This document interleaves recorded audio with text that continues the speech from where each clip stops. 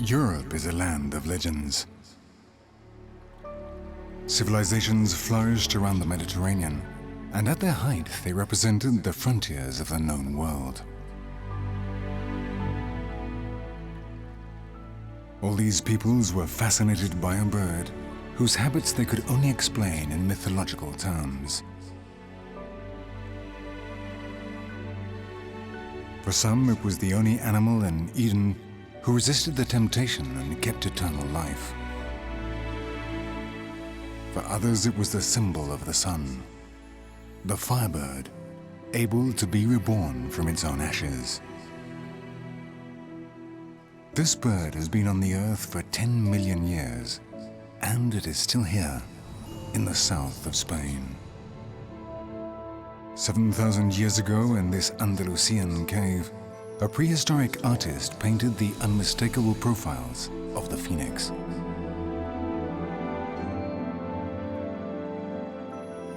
This is the story of some time travelers who are searching for a place to be reborn every year on the shores of their great lake, the Mediterranean.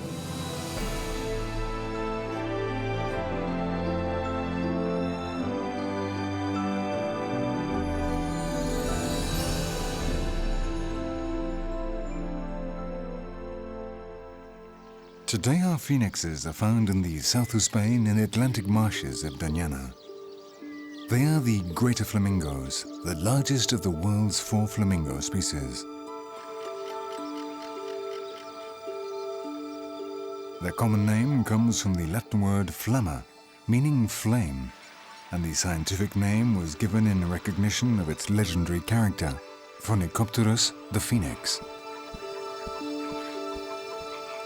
They live in the south of Europe, the southwest of Asia and Africa. Despite the fact that they are found far apart, there are only few breeding places suitable for them.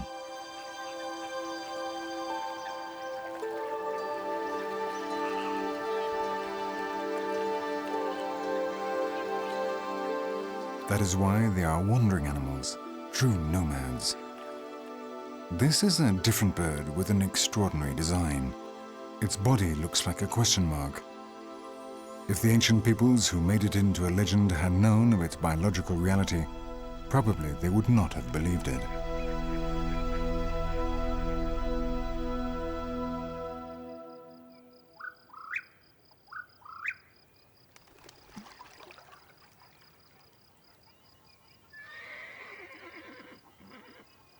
During the winter, Doñana is the main refuge for flamingos on the Iberian Peninsula.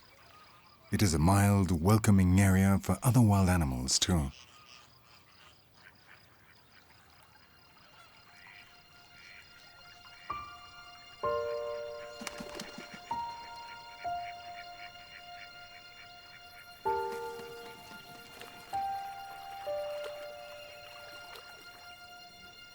Some white storks try to breed while others are passing through on their way inland.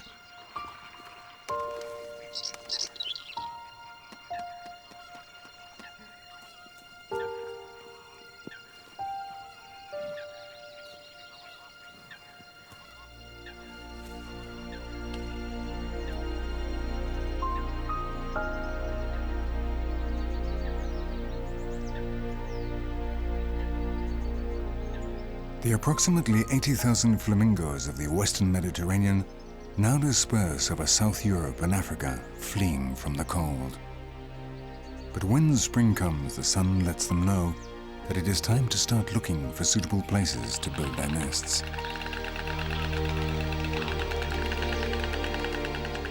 They know that this may take some time, but they're not in a hurry.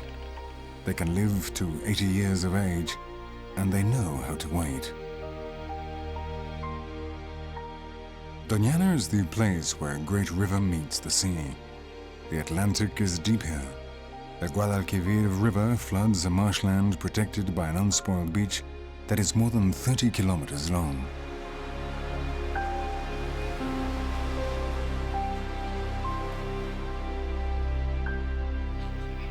Hundreds of flamingos have congregated here already, arriving from Africa and the Mediterranean coasts. All are looking for the same thing, a space to breed. It has been a wet year, and so there is plenty of food. And it is possible that one group or another will try to nest here, as they have done in previous years. For the time being, the marsh works as a kind of information center for the groups that come and go looking for the right place. Large mammals often penetrate deep into the marshes, such as the many wild boar searching for food. They have become diurnal, and they devour all that comes within reach: eggs, chicks, and even water birds that they manage to catch.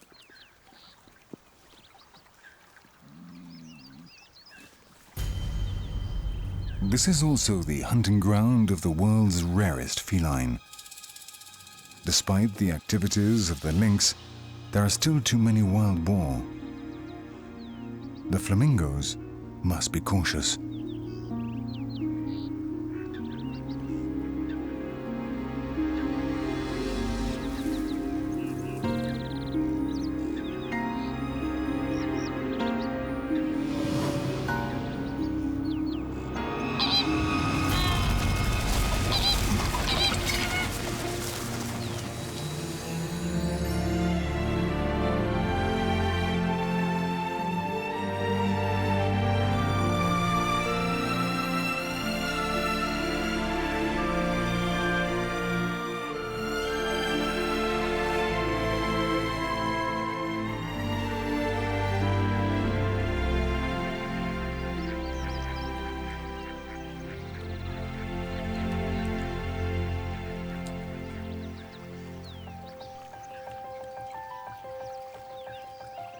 Almost every day, groups leave Doñana.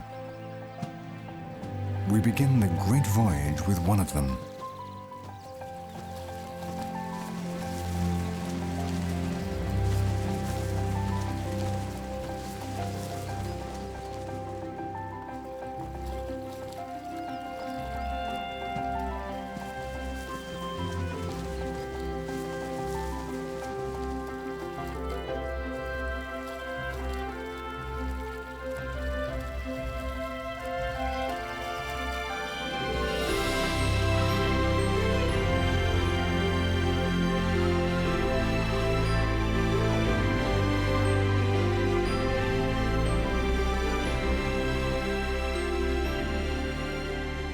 These nomads of the sun only travel by night, when it is cooler and the birds of prey sleep.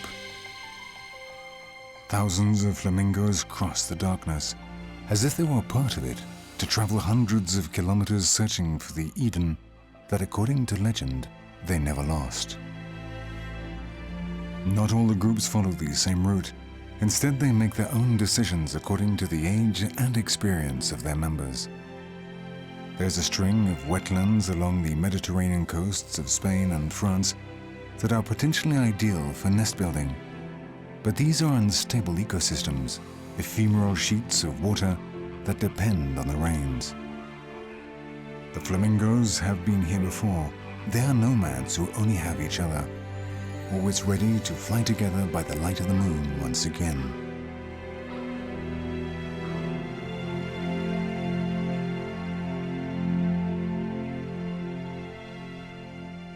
At dawn, they reach the Great Delta, the place where the River Ebro and the sea come together, an amphibious part of Spain that has been created by the struggle between the sediment brought by the river over 20,000 years and the eroding force of the Mediterranean.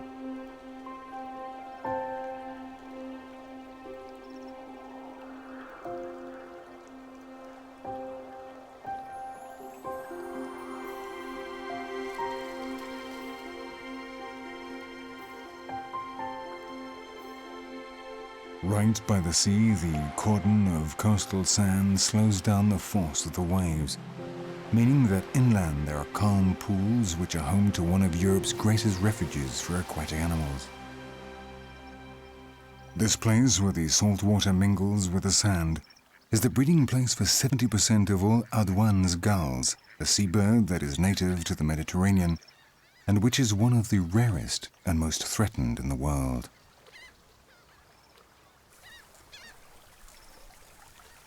A flock of flamingos spreads over the distant lagoons and coves to rest and recover their strength. The extravagant anatomy of the flamingos is due to their feeding methods, which are unique among birds. They filter food like whales, trying to trap the greatest possible number of a very small animal, the brine shrimp, small invertebrates that live in their millions in shallow salt lakes, muddy and highly salty places that almost no other animal exploits. The phoenix is the perfect machine for finding, capturing, and digesting these tiny animals which live in such special places, and their color is due to this.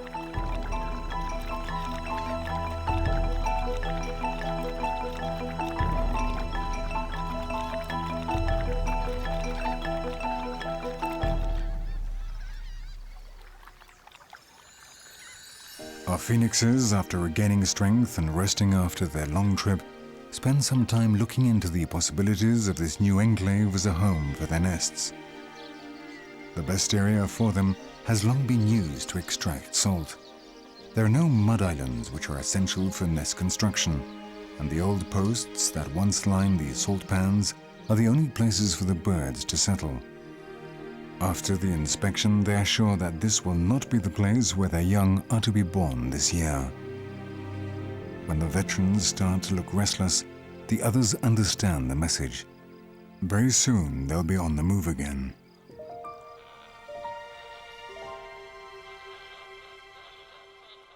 When the sun and the nomads are the same color, the search will continue.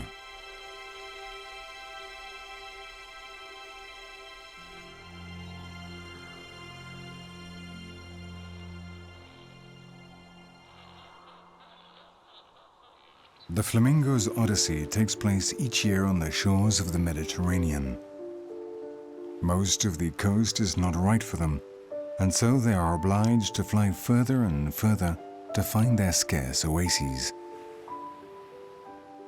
After going north without success, our band of nomads now returns along the coast to the south, flying over the inhospitable landscape of the most important volcanic massif in Europe.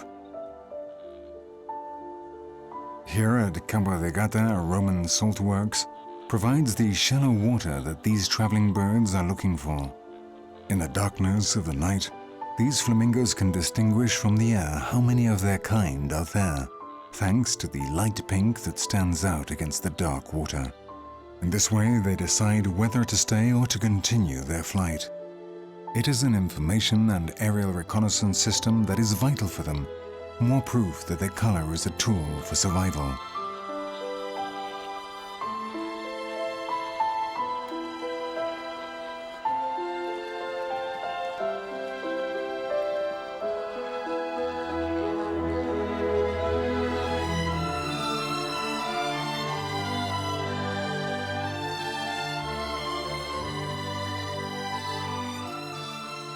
When the group flies over the regular olive plantations mixed with budding sunflowers, they know that they are reaching the Great Basin, the cauldron of salt, the incredible lagoon of Fuente de Piedra. It is a place flooded with light and which will play a crucial role in the lives of our phoenixes.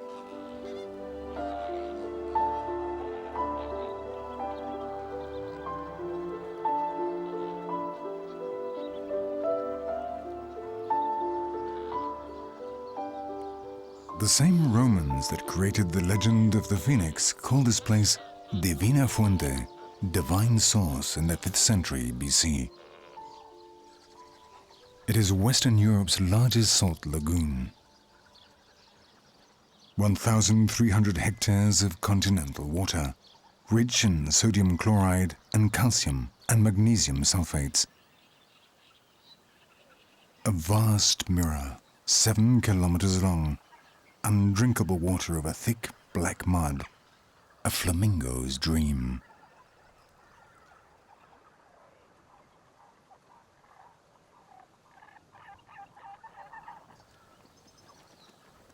While the flocks arrive, all know that the search is over, because they can see their companions performing the Great Red Dance, the group dance that synchronizes mating so that the whole colony breeds at the same time.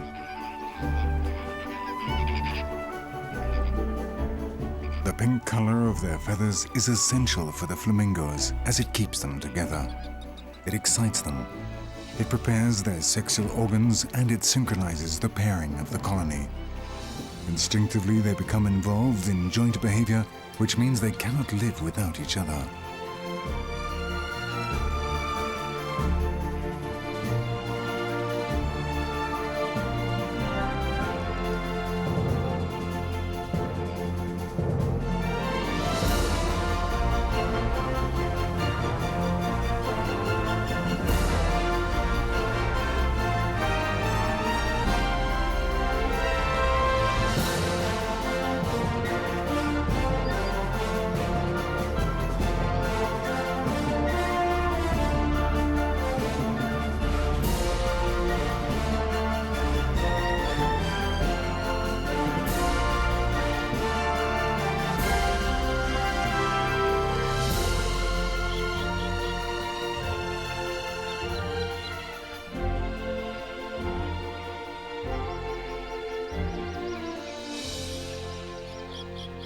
But this small individual seems to have come to the wrong party.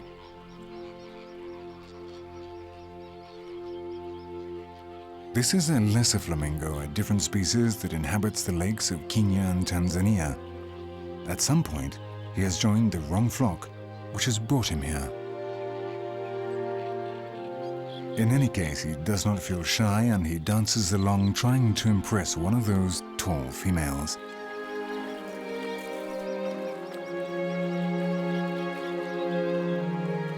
But in the colony at large, even for the males that can match up, it is not easy to get a female to bestow her favors. Courtship can last for hours.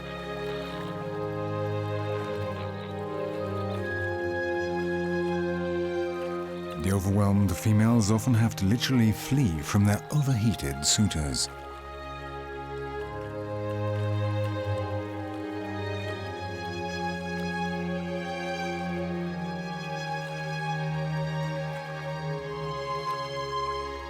There is another problem.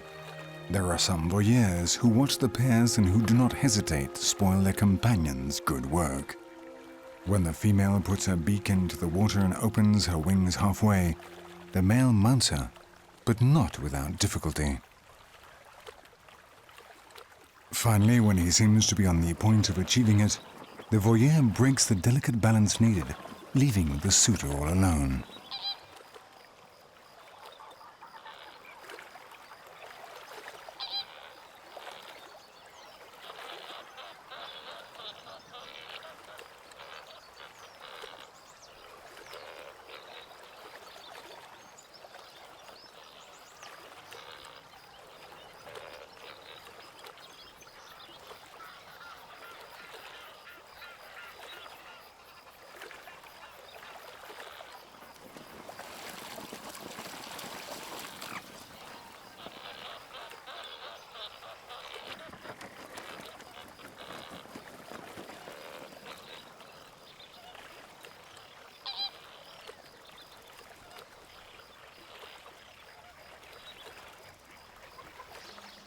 The final moments are less than graceful, but it has been worth the effort.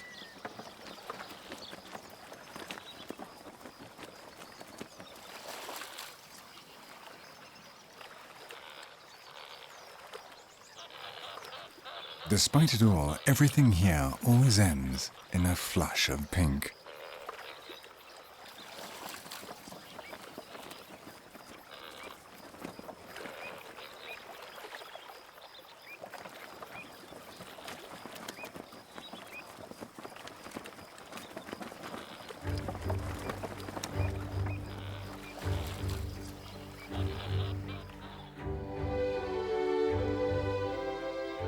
This year, too many flamingos have come to Fuente de Piedra.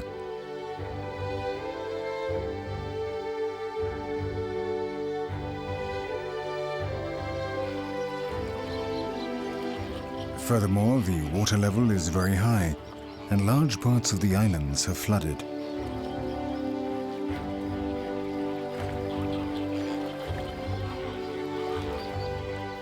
Most of the great colony's nesting plots are already occupied, and late-coming groups are still arriving.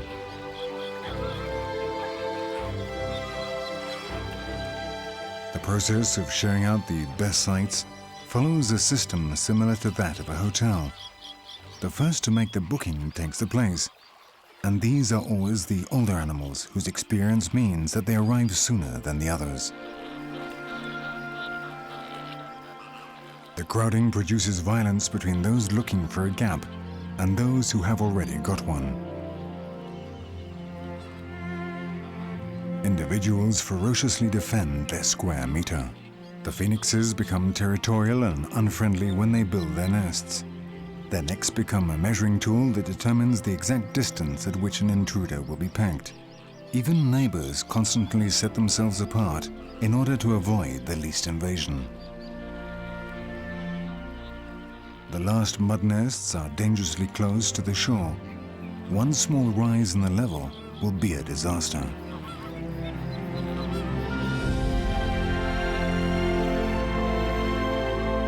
In these circumstances, a recently arrived flock, mainly made up of young adults, decides to leave to breed elsewhere.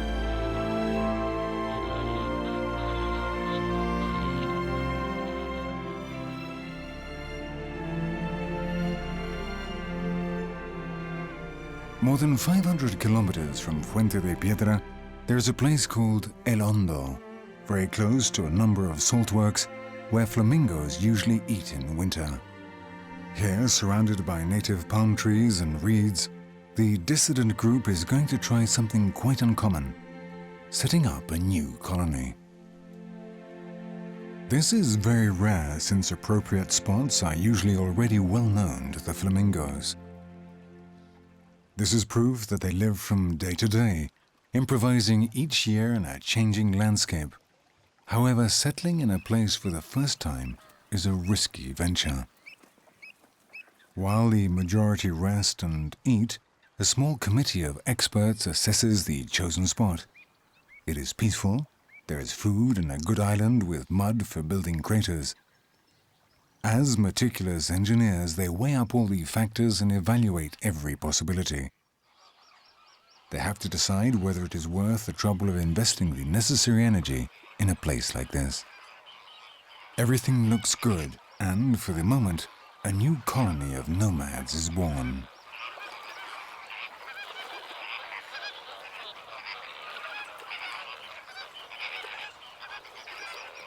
Shortly afterwards, they begin to build the first nests. While those who are still single begin their dance, there is no time to lose.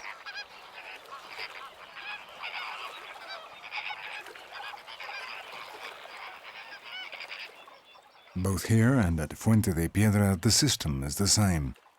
The idea is to build a small crater, a few centimeters high, to shelter a single egg. Thanks to the mud, when it is hot outside, in the cavity it can be up to 20 degrees less. Soaked, the damp mud produces an evaporation effect that cools the egg. Meanwhile, what interests those who have no partner is the dance.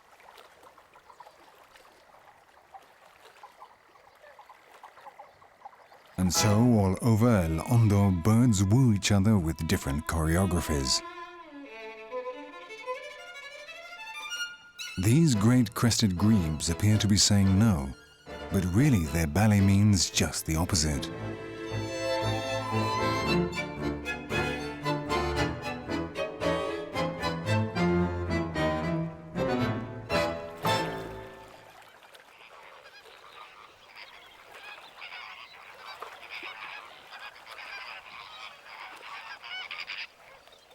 Shortly afterwards, in the recently founded colony, the females have laid an egg of about 150 grams, and they have immediately gone to eat to recover from the effort, leaving the male to incubate the egg for the first shift, which could last 6 or 7 days. During this time, the male will not move from the nest, only getting up every so often to turn the egg.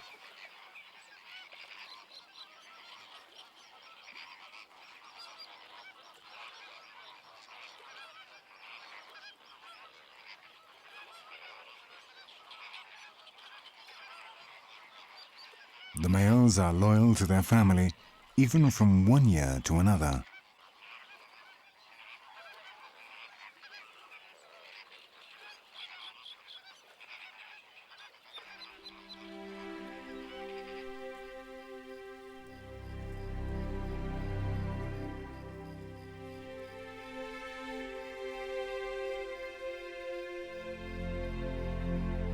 Some days later in Fuente de Piedra, the wide-open sunflowers tell us that the great moment has arrived. The little phoenix, wrapped in fire, peeps out from under its father's wing to have a look at the world waiting for it. The same powerful wing that traveled hundreds of kilometers using the strength of its muscles now gently protects the trembling white ball. The hatching coincides with the splendor of the sunflowers. As it is the flower of the sun, so the flamingo is the bird of the sun.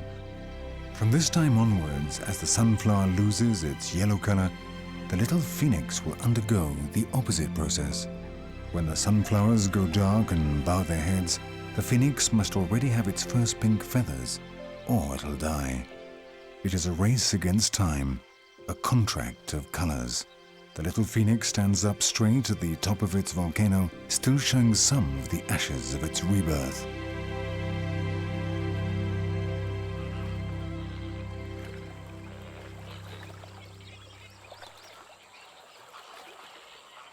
Only a few hours old, its first meal is the calcium-rich shell of its own egg. This highly nutritious meal is the first lesson in austerity of the long life it will almost certainly have.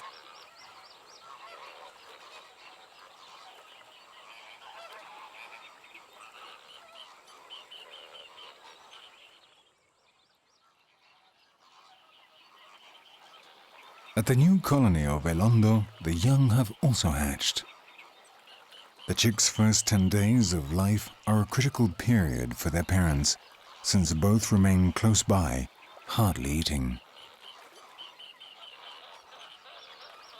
After this time, the weak pink legs of the young become covered with black hide, resistant to the salt. They can now come down from their private volcanoes and join the others.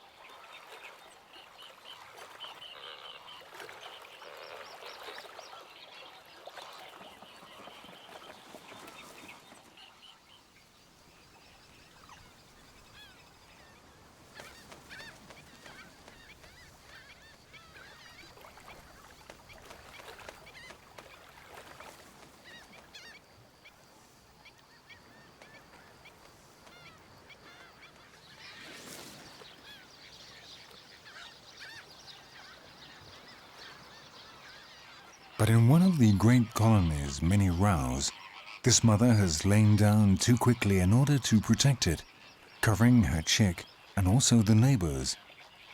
When the adult bird rises, the foreign chick thinks it is in its own nest, and it fights with the native over the eggshell sweeties. The little one, stunned by the tremendous beating, stoically resists before the passive attitude of the adults, who contemplate the scene without knowing what to do. In the end, it gives up. It's not worth dying for a little calcium.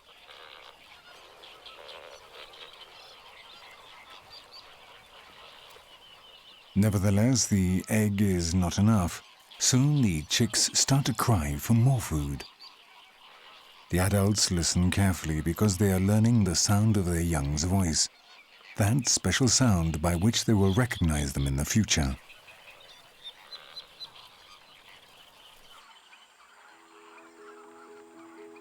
In only a short time, their parents' lives will completely change, transforming them into what we could call a modern couple. They have only one child, they both work, and the most incredible thing is that they use a nursery. The two members of a couple often go off to find food at the same time. At this time, they leave the young bird in the care of the colony. The nurseries have carers who look out for the little phoenix's safety, and there are also trainers who encourage them to exercise their muscles.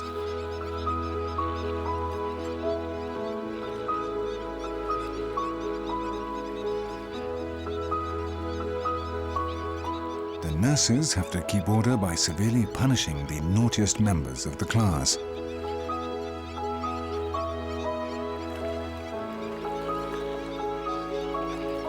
They look after the little ones carefully until the respective parents return to feed them.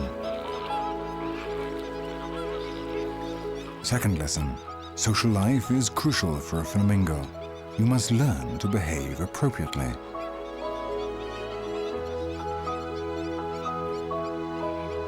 On arriving, the parents feed them in an unusual way. They give them real flamingo's milk, a bright red liquid that is secreted by the glands of the adult's crop. After a few days, the Fuente de Piedra colony is full of growing chicks who demand more and more food. The great gray mass impatiently waits for food for hours, because while Fuente de Piedra is a good place to breed, it's not so good for eating.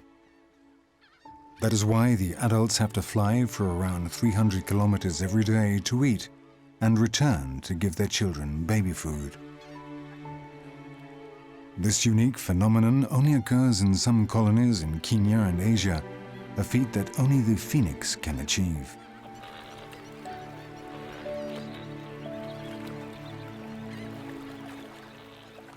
Every afternoon at various places on the lagoon, individuals meet at the terminals for departure to far-off destinations along the south coast of Spain. When the sun divides the lagoon into two different colors, the shuttles leave. At a signal from the most experienced, the flights take off.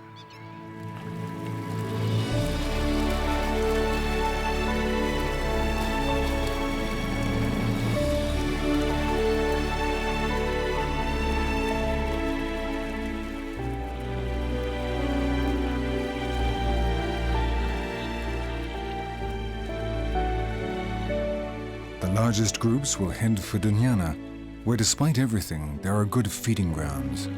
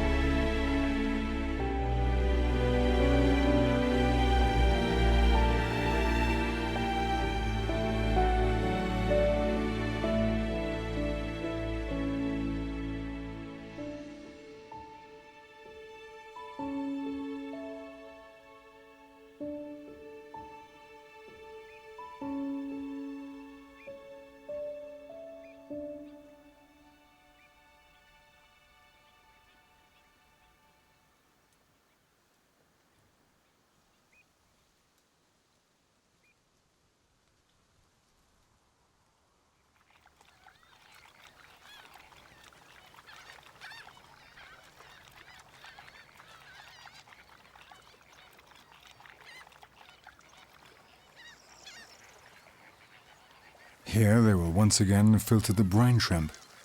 They must eat to produce the milk that their young need, flamenco milk. This red liquid from the adult's crop is 1% blood from the adult bird.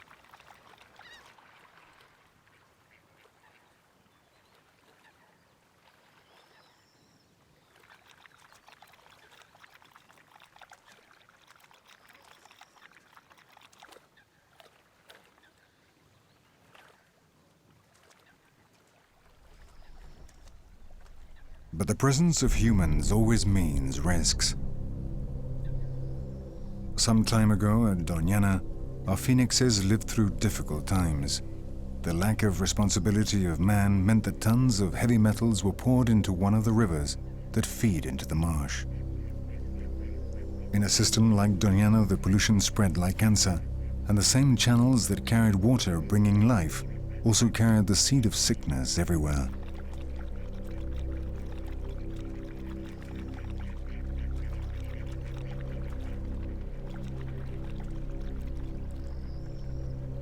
As occurred in that sacred Eden, death came in the form of a black serpent of toxic sludge.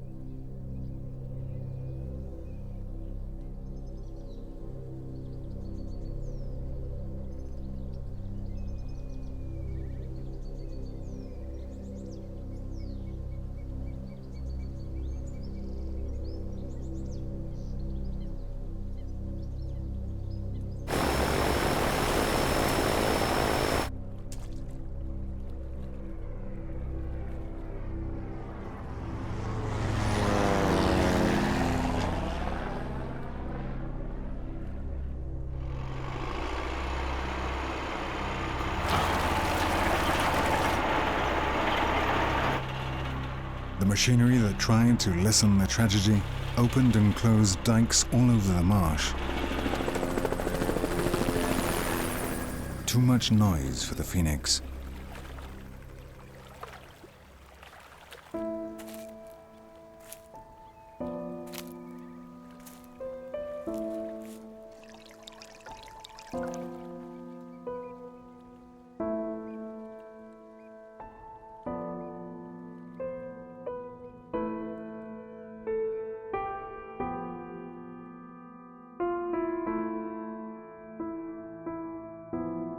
For many of them, their long flight finished then.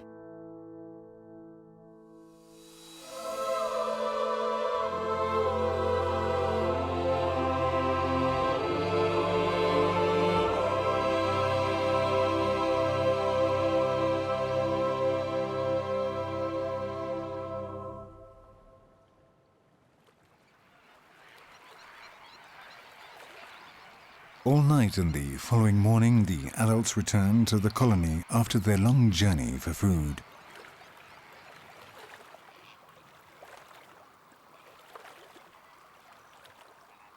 The great grey mass impatiently waits for food for hours. On returning, each adult must seek their only child in a sea of large, hungry chicks who would not mind being fed by the parent of another. In the midst of the shouting, they recognize the particular sound of their chick's voice. They only feed that one.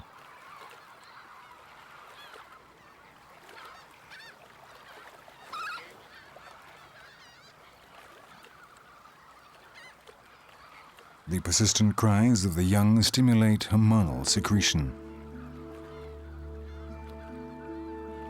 Flamingo milk does not come until the crop is empty of food, and so the two never mix. This is not then a regurgitation, but rather a true milk that is red because of the canthaxantine that gives the adults their pink color. The alkaline water, the unusual food, the strange beak, and the ability to nest far from the food source have meant the evolutionary development of the production of milk in the crop. The system works because the flamingo only lays one egg. It would not be a success with more hungry beaks.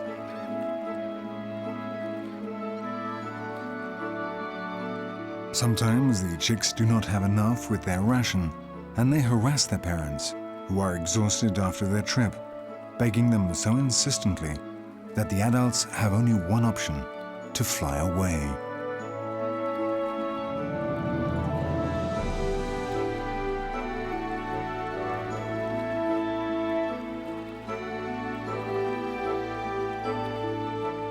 At this point of the breeding, there are enormous 50-day-old chicks mixed in with other smaller ones who will certainly have problems to develop in time, before the cold returns.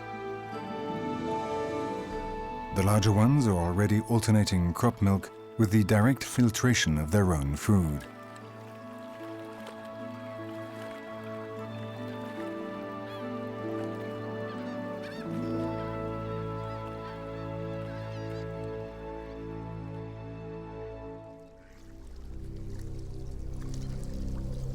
This summer morning, man has entered the lagoon.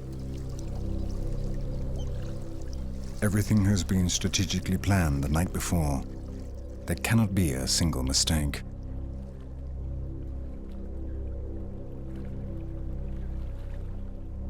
In complete silence, like shadows, the beaters close the circle while the flamingos have already become aware of the maneuver.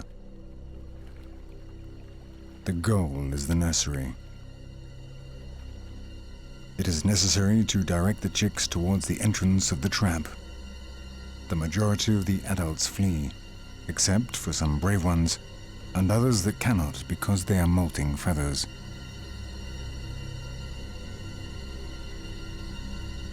The situation is very tense. The adults inspect the only exit. They don't like it, but it is too late. The grey horde does not obey their leaders, and it advances towards capture.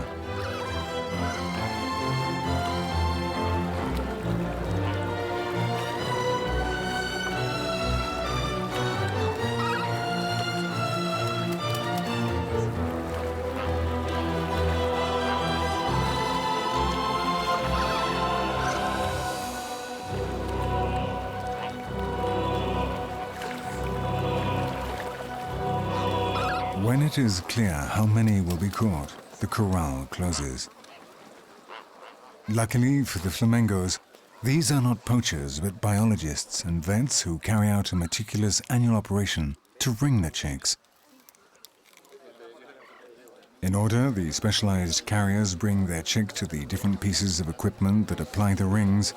They take morphometric measurements and they check them over quickly. 20,5. Almost everything that we know now about them is thanks to the work of these specialists.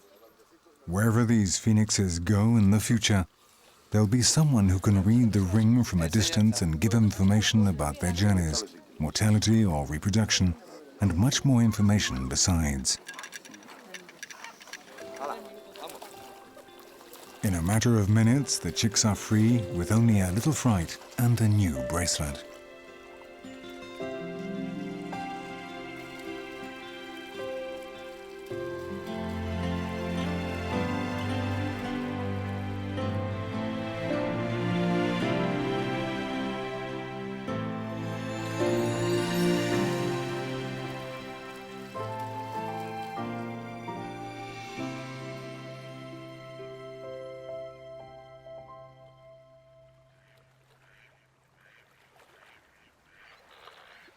The large chicks are already more than 80 days old, and their feathers are starting to look good.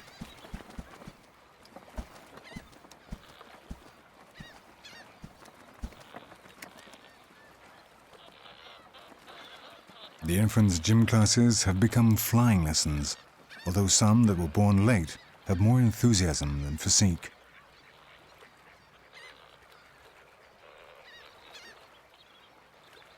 The powerful motors of the breast muscles must become as strong as steel before they attempt to take to the air.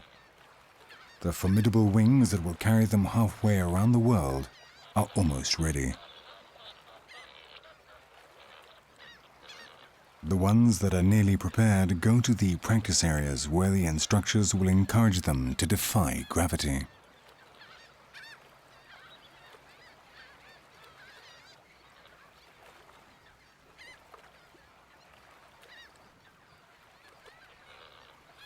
Almost playing, almost without meaning to, the first rise a few meters without daring to continue.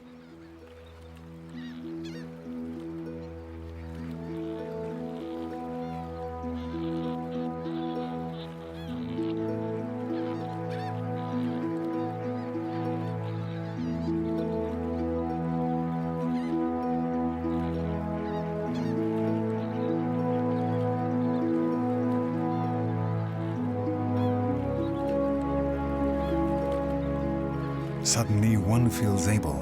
It lifts its legs, and it doesn't want to stop. The pink phoenix stripes are now showing under its wings. After him, some of his companions feel ready too. It is the hour of the phoenix, the triumph of the new nomads, the takeoff of the white shadows, who will travel through the nights of Europe and Africa over the next 50 years.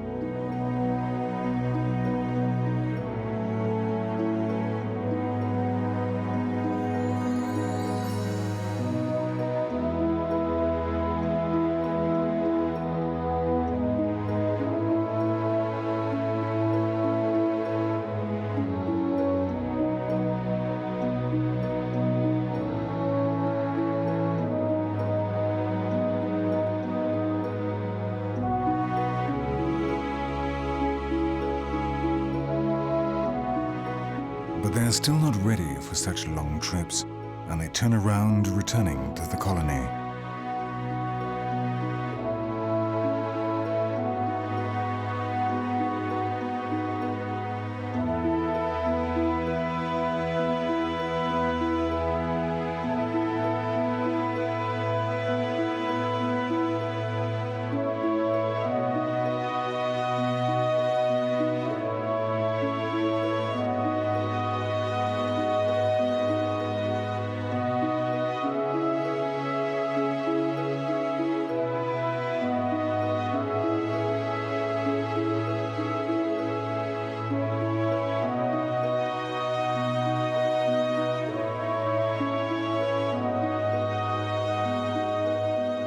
From today, they will receive less red baby food, and they will filter their own brine shrimp.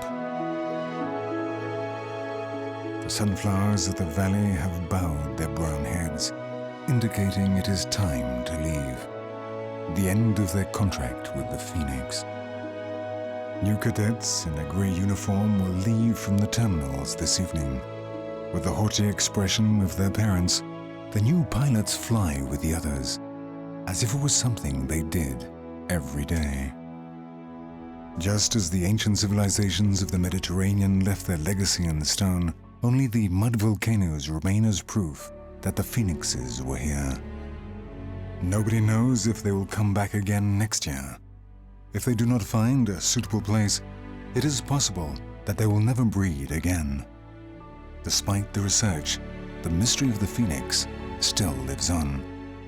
Perhaps it was true. Perhaps the journey of their nomadic lives never ends.